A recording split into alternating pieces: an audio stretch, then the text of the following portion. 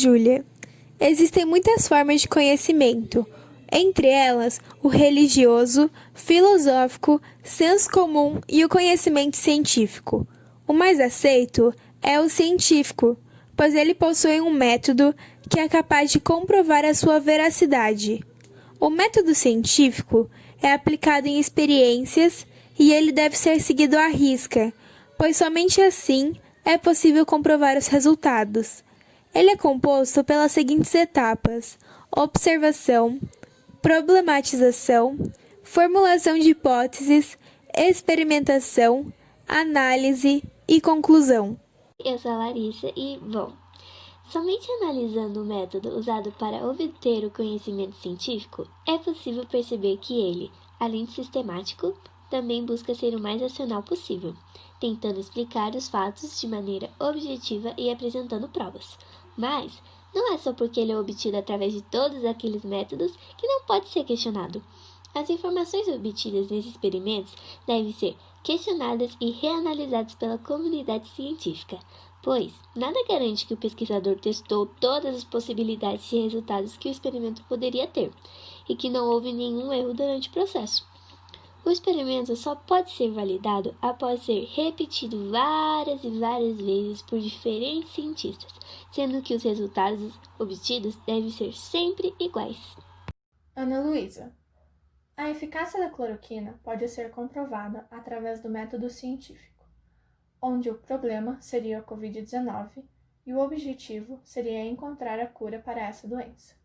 Primeiramente, é preciso entender como o vírus funciona, quais são as suas características, como ele ataca as células, os sintomas que ele causa, quais as variações que ele pode ter, quais as características de outros vírus semelhantes como SARS e MERS, quais as consequências dele para o organismo, que sequelas ele pode deixar, a forma como ele é transmitido, quais são os fatores de risco, quanto tempo o vírus pode ficar incubado no corpo sem apresentar sintomas, quem pode apresentar sintomas, e uma série de outros fatores que caracterizam o vírus.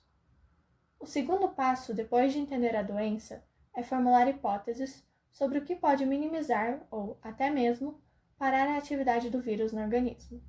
Por isso, é preciso pesquisar substâncias que possam agir como desativadoras do vírus, ou seja, que possam combatê-lo dentro do organismo humano. Para isso, uma possibilidade que viria como uma solução rápida é analisar, primeiramente, drogas já existentes. Diego.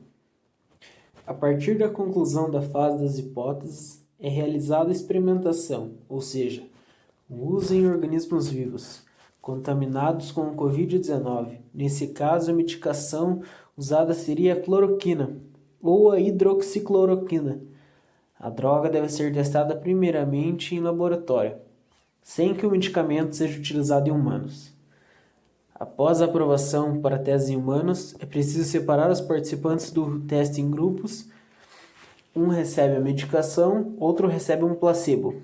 Outro não recebe coisa alguma e, dependendo do estudo, pode haver um quarto grupo que recebe outro tipo de medicação. Os pacientes devem ser monitorados e não devem saber o que receberam.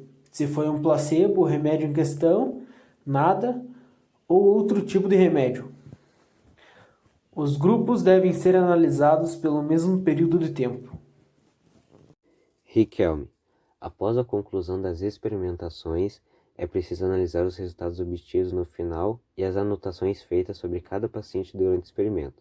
É preciso levar em consideração o tempo que os pacientes levaram para se curar, se eles se curaram, se eles apresentam outros sintomas além dos que já haviam sido registrados, se houveram óbitos, se eles se tornaram imunes à doença. Essas análises devem ser feitas em cada grupo para que ao final os resultados sejam comparados. Nessa fase, as hipóteses são comprovadas ou negadas. Se os resultados não forem satisfatórios, o pesquisador volta a formular novas hipóteses.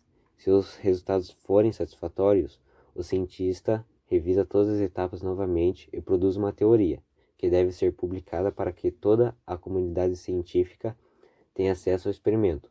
Para chegar aos pacientes, é preciso que a medicação seja aprovada pelos órgãos de controle responsáveis em cada país.